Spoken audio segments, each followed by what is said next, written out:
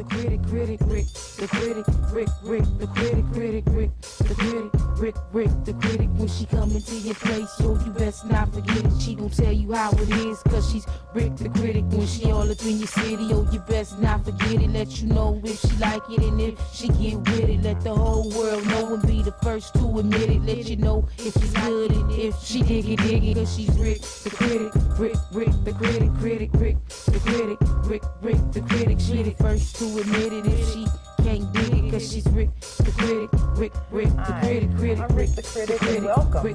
Today I have with me Alice Mange from, and we're going to talk about the orphanage. We got a lot of exciting stuff we're going to be talking about today. So sit back, relax, hurry and get your coffee or tea or water, whatever you're going to get, and we're going to jump right into this. Alice, welcome. May I call you Alice Jo? Sure. Hey, great. Alice Jo. Okay, yes. Now listen, we met a couple months ago, and you talked about something really, really close to my heart about starting an orphanage. You had started an orphanage in Nairobi. Could you please tell me a little bit about it and what you're doing and all the good stuff about it? Just tell us all what's going on. Sure. Thank you so much, Juanita, for this opportunity. Yeah. As I was mentioning when we met, personally, to begin with, I'm an orphan. I was orphaned when I was 7 years old. My husband was abandoned when he was 2 weeks old. And this is what triggered what we are doing presently with the children, bringing them from the slums, the streets, and bringing them and giving them hope, igniting hope where there is no hope. So 2001, before that we were just feeding them from the compound of our church, bringing them every weekend, giving them clothes and food, praying with them and sending them back to the streets. So after a while we realized, oh, this is not working. So we prayed and God showed us how to go about it. We bought some land. And 2001 we were able to buy the land, and then 2003 we began building the orphanage. And then we began to bring the children in from the streets of Nairobi, because what has happened over the years is that AIDS has become, very prevalent in Africa, and especially in Kenya, where up to 5 years ago, 800 people were dying every day, and 800 were being infected by HIV/AIDS, and this is from 50 old downwards, because of lifestyle. Are staggering. I know. When you say 800 a day, have contracted the disease, and then how many dying of the disease? The same number die and leave another 800 infected, because of course they had partners, and mostly it's young married. So what age group are we talking about? Oh, from 20 all the way to under 50. My God. That's because of lifestyle. My God. Yes, that's what has been happening. So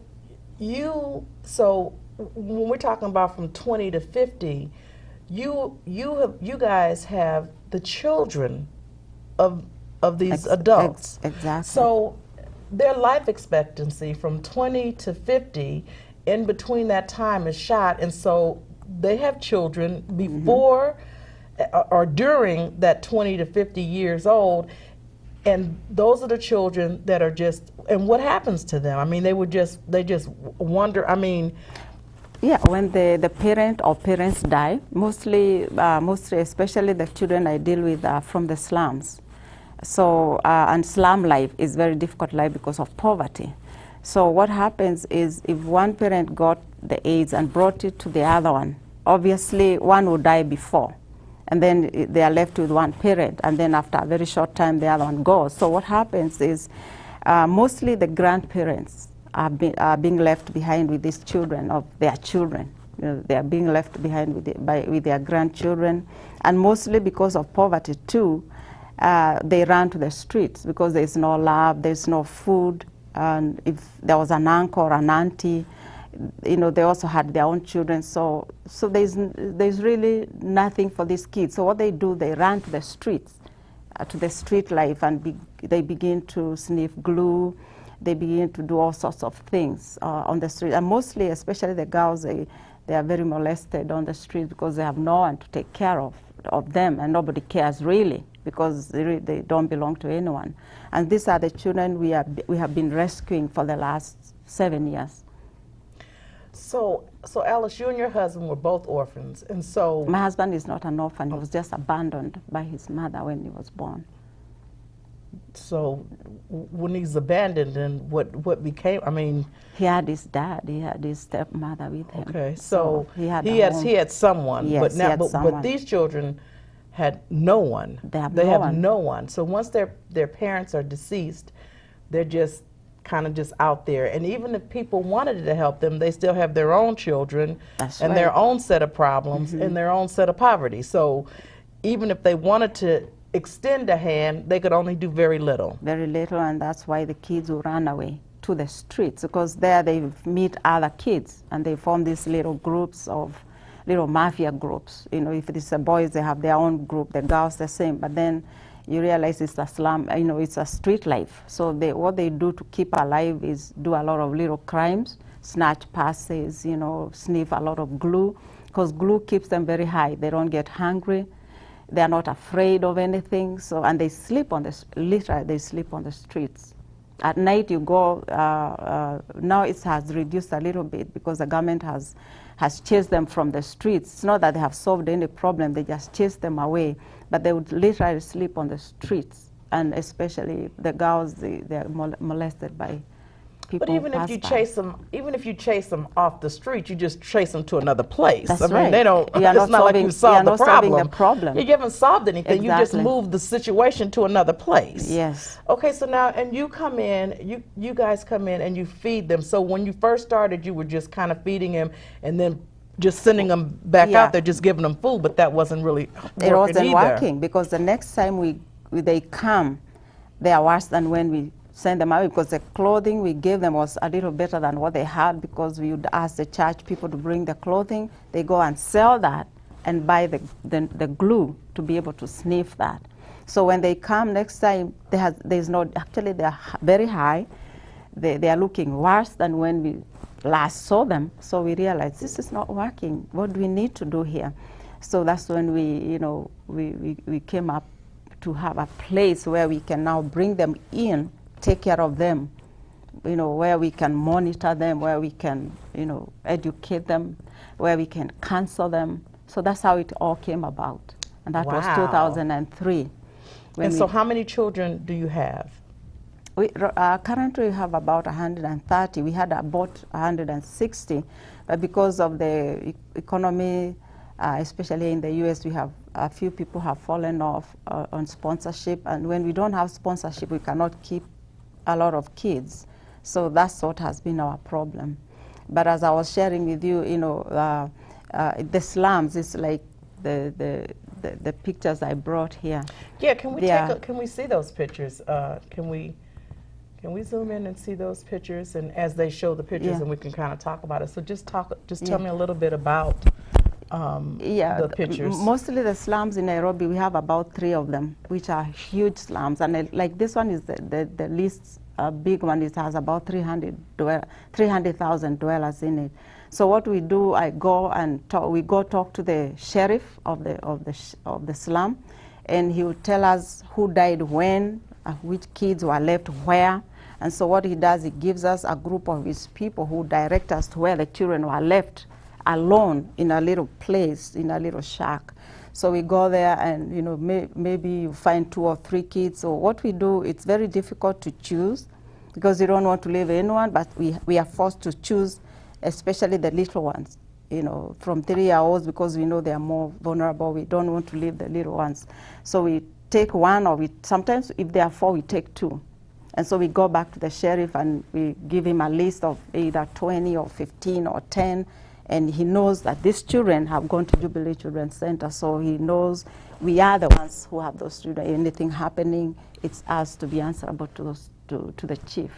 So they have no other living relatives or anything, so you are actually their guardians? Mostly the ones we have found, a few of them will have their grandmother with them, but the grandmother is as helpless. Yeah, she's because older. she's old, Yeah. she needs help herself. So mostly it's just the grandmother.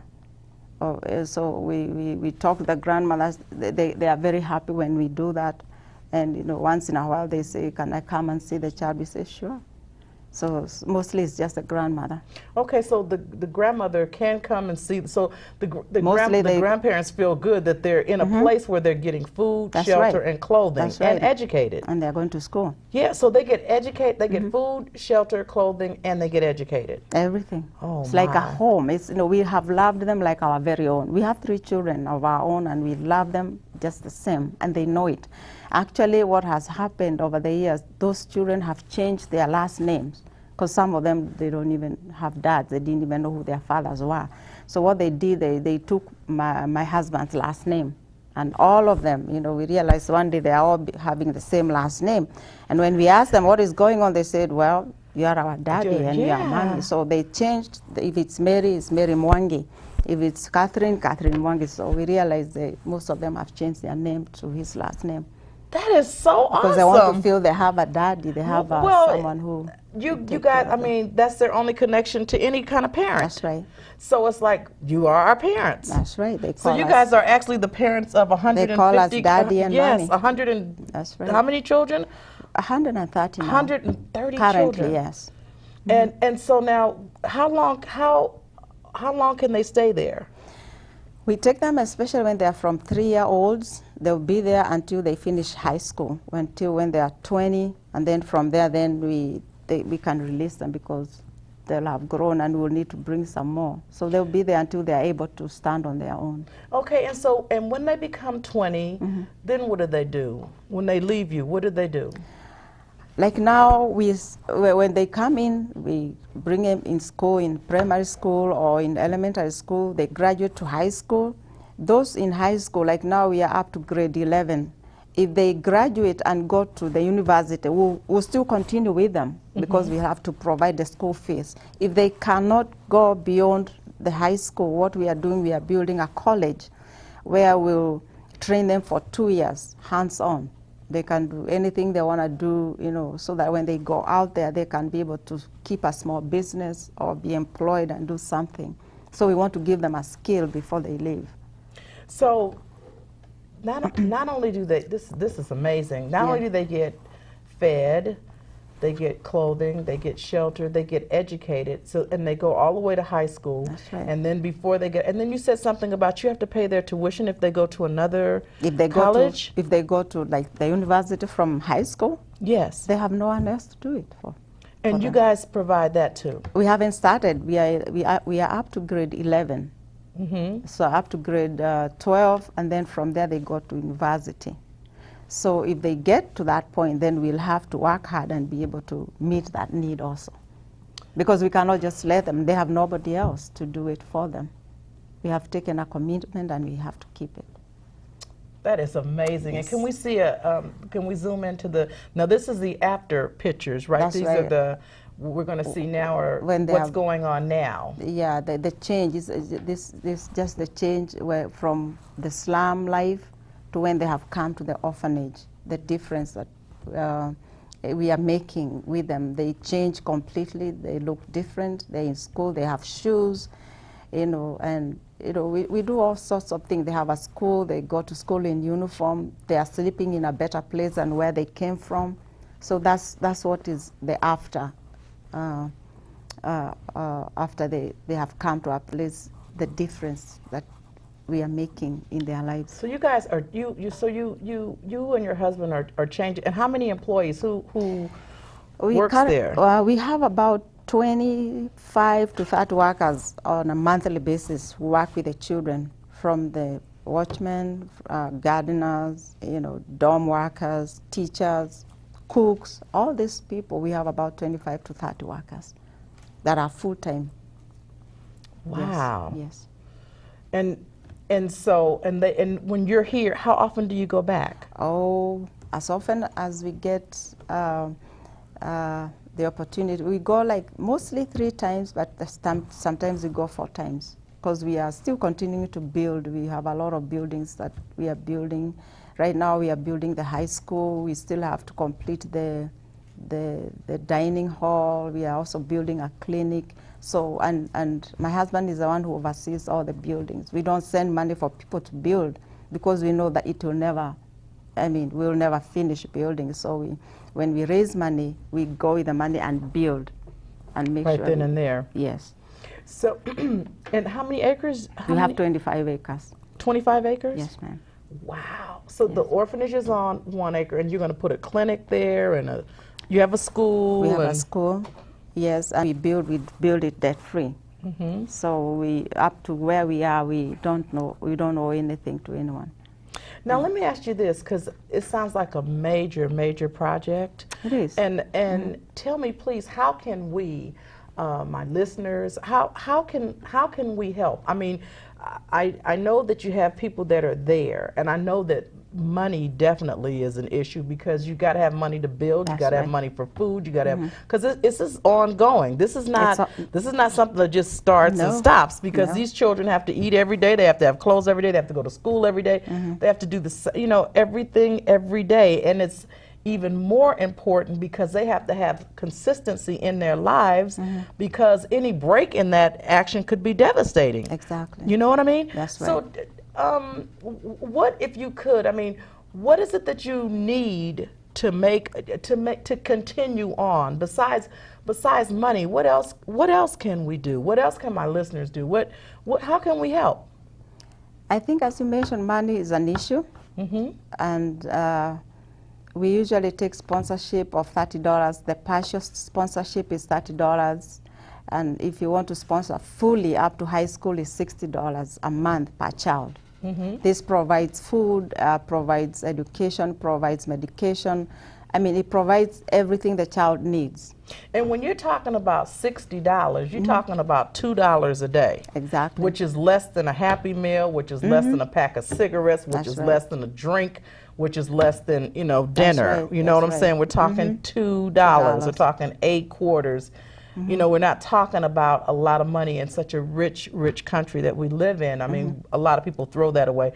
You can find that, you know what I'm saying anyway. So that's really not a lot of money, and you're talking about even a small gift of $30 a month is still, we're talking $1 a day. Exactly. Which changes is nothing. Our whole life forever, completely forever.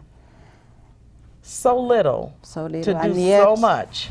That's but it is a lot when you don't have it, when it's not coming. That's you know what I'm saying? It's a little, but it's a lot if you don't have any participation. If people are not, and let me say this to my listeners, because you are a nonprofit, which is a 501c3, which means your dollars are tax deductible. So if you want to give 60, 100, 1,000, or whatever, it all comes back to you. You can, what, in this country, and so few of us, we give, and I'm not being funny, but we do give. We give to churches. We give to things that we can see, and so very not often do we give to things that really are important. What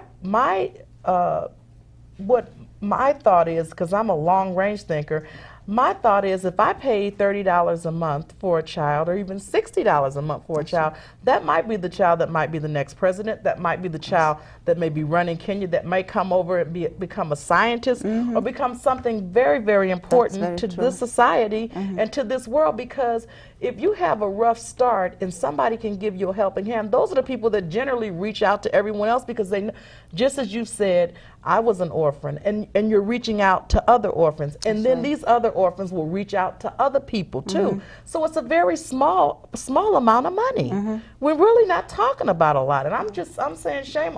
Really, we really need to commit. I'm going to commit. I'm going to commit definitely to at least one, because I know that you can't ask people to do something if you don't do it yourself. That's right. And so I definitely will commit to one for sure. And I know that I'm going to ask all my listeners to commit also. At the end of the program, the information is up where they can send donations. And again, we're talking tax deductible. We're talking nonprofit, so you get your $30 plus 12. You get times 12 at the end of the month. You can get that all back when you give it to your tax person. They can give you the write-off for that. So we're talking really very, very little, not, Right. you know. And yet it makes a whole lot of It would make a difference. difference, a world of difference, because you're talking about the difference between eating and dying. Now, let me ask you something. These children have not contracted the HIV or the AIDS. It's just their parents have had it, or It's their are you parents. looking at fatalities too? We have a few, not many, that have the disease, but mostly most of them don't have it. Most of them don't have it. It's just a miracle. We don't know how that happened, but we are blessed. So, well, actually, if you have parents that have contracted the disease after they've had the children, it doesn't stop them from dying. It just leaves the children That's parentless.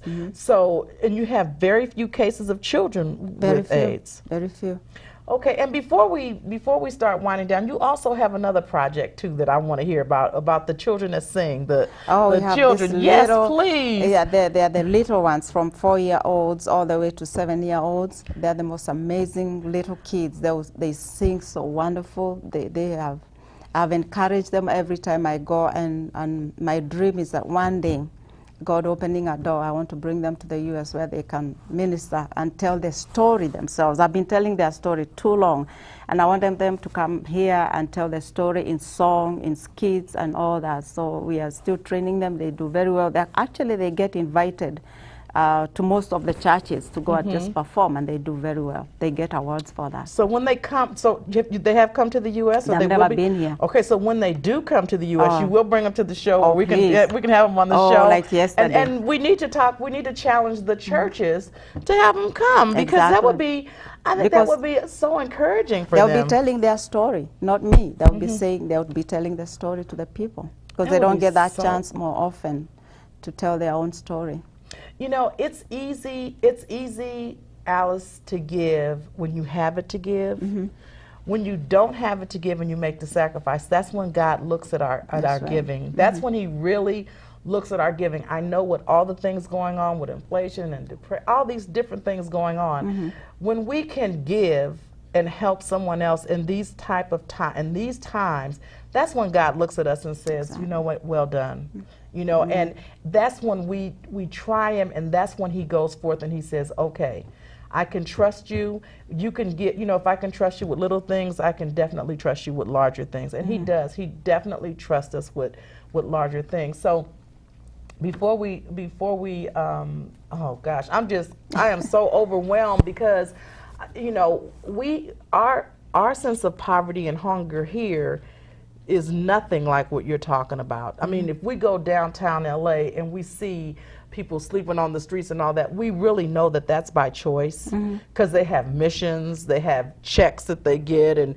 you know, everyone that's sleeping on the streets does not necessarily have to sleep on the streets, because in this country there are places, we even have places here that take in dogs.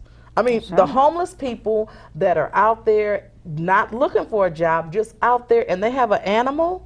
We have places here that will actually take those animals for a whole day until the homeless person comes back and gets the dog, and they sleep on the streets or wherever they're going to sleep with their animal. So that really says a lot. And I mean, when you look at that and then you think about in other countries, there are children that need less than $1 or $2 a day to make a huge difference in their life. And they are our future. Like in this country, children are the future of this country. In any country. Any country. Any country. They could easily. I was over in Italy and I saw probably maybe 10 scientists from Africa, and they were there in Italy on they were having a convention for the scientists, and I kept looking at them and thinking, my God, I mean, these brilliant men, just all these brilliant men, and they each had, you know, some of them were orphans, and some, I mean, we just talked, I mean, and I just kept looking and thinking, my God, you know, all these brilliant minds right here in one place. So we don't even know, we don't even understand that helping one child could possibly give them the courage to come here and become a doctor. Oh, yes, most of them Become a politician, become anything that he may want to be, and to be able to assist us with diabetes, with cancer. I mean, we could have a future researcher here. Exactly, that's true. For $2 a day or even $1. $1. I'm going to talk to my grandchildren too, because they work. Thank you. and see what we can do. And Alice, before we go down, I want you to give an appeal to the audience and just let them know what it is that they can do to help. As Juanita has been saying, it's just to, just to send in your donation. It's just $30, and we can give you a picture of that child, and you can, monitor their progress. We can be sending that photograph of how they are growing or how they are doing in school, and that will really, really make a difference in the lives of these children. And not only that, you know what I'm saying, and I'm not being funny, but I really grew very tired of looking at the children with the flies. That thing just was really doing a number on me. So what we're talking about is pictures of children that are actually transformed with uniforms and smiles and looking happy and looking, not those pictures that we see with the flies. The thing just blew my. That has got to be the worst thing I've ever. I mean, every time I turn on TV, it's like, help the children, and the little flies, and they look like the same children for years. I kept seeing the same children with the flies flying around them, and I kept thinking the flies don't stop. I mean, these children have not grown up. I mean, it's the same flies. So we're not talking about that here. What we're talking about is changing lives. We're talking about children that are getting fed, children that are having a roof over their head, children that are getting clothing, children that are going to school and getting educated. We're talking about full scale. We're not talking about someone that's just getting, getting food. We're talking about someone that's getting getting a home, actually getting a home. So yeah, it's a home, and so I challenge my listeners, and you guys know that I'm real forthright about a lot of things. I really have a passion about this, because when I met Alice and we talked about it, I just said, oh, you got to come on. We got to talk about this, because this is a growing, and this is not just her problem. This is everyone's problem, because what happens there affects here too. Okay. Anyway, we're going to be closing off, and I just want to say to all the fathers, this for Sunday coming up, that is Father's Day. Happy Father's Day to all you fathers out there that are having children, all you fathers that have children, biological children, and all you fathers that are not biological fathers but still are fathers like Father Abraham. Happy Father's Day to you, and have a wonderful, wonderful Father's Day. Eat really, really good when they take you out to breakfast, and have a wonderful time with your family. And remember, there are children someplace else that don't have a father or don't have parents to go out and celebrate Father's Day with. And when you think about that on Father's Day, when someone is giving you something, think about this. You could be writing a check for $30 and sending it to, and you'll see it at the end of the program, to help someone else that doesn't have a father. Thank you very much for tuning in. Happy Father's Day. Good night, and thank you.